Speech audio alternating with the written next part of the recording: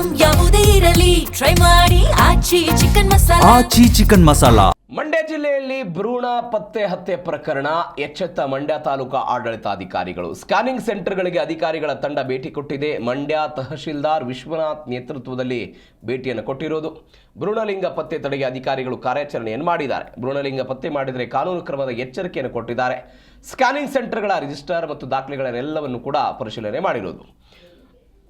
ತಾಲೂಕು ಆಡಳಿತ ಮತ್ತು ಆರೋಗ್ಯ ಇಲಾಖೆ ಅಧಿಕಾರಿಗಳೆಲ್ಲ ಪರಿಶೀಲನೆ ಮಾಡಿದರು. ನಗರದ ಮಂಡ್ಯ ಡಯಾಗ್ನೋಸ್ಟಿಕ್ ಸ್ಕ್ಯಾನಿಂಗ್ ಸೆಂಟರ್ಗೆ ಭೇಟಿ ಕೊಟ್ಟು ಪರಿಶೀಲನೆ ಮಾಡಿದರು.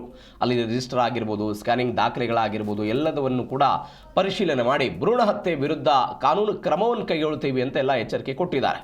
ಸ್ಕ್ಯಾನಿಂಗ್ ಸೆಂಟರ್ಗಳ ನಂತರ ಈ ಪರಿಶೀಲನೆ ಆಗಿರುವುದು. ತಾಲೂಕು ಮಟ್ಟದ ಸಮಿತಿ ರಚನೆ ಆಗಿದೆ.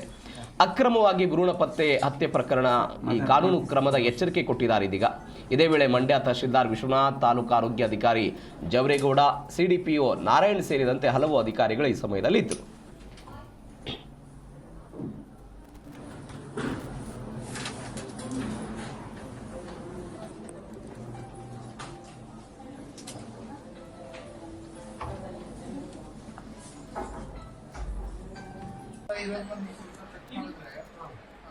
ಆಧಾರ್ ಕಾರ್ಡ್ ಇತ್ತು, ಇದು ಸುಮ್ಮನೆ ಏನು ತಾಯಿ ಕಾರ್ಡಲ್ಲಿ ಬರೀ ಏಜ್ ಮೆನ್ಷನ್ ಮಾಡಿರ್ತಾರೆ.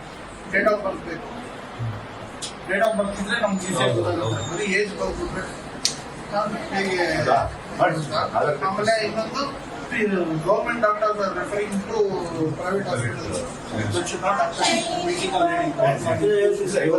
Give show cause notice to the concerned medical MOs mention ಮಾಡ್ತಾರೆ. ಡೇಟ್ ಆಫ್ ಬರ್ತ್ ಮೆನ್ಷನ್ ಮಾಡಲ್ಲ ತಾಯಿ ಕಾರ್ಡಲ್ಲಿ. ಆಯ್ತಾ, ಆಕ್ಚುಲಿ ಮೆನ್ಷನ್ ಮಾಡಬೇಕು. ಇಲ್ಲಿ ಬರೀ 18 ಇಯರ್ಸ್ ಇದೆ. ನೀವು ಆಧಾರ್ ಕಾರ್ಡ್ ನೋಡಿ ವೆರಿಫೈ ಮಾಡಿದ್ದೀರಾ? ಸರ್, ನಾವು ಮುಂಚೆ ಆಧಾರ್ ಕಾರ್ಡ್ ಕೊಡ್ತಾ ಇದ್ವಿ. ಮುಂಚೆ ಆಧಾರ್ ಕಾರ್ಡ್ ಇದ್ ಮಾಡ್ತಿದ್ವಿ.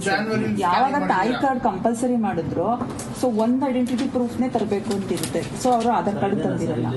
ಹಾಗೆ ಇದಾಗ ಐಶ್ವರ್ಯ ಭವ್ಯಾಗ ಹೇಳ್ತಾ ಇದ್ದೀನಿ. District officer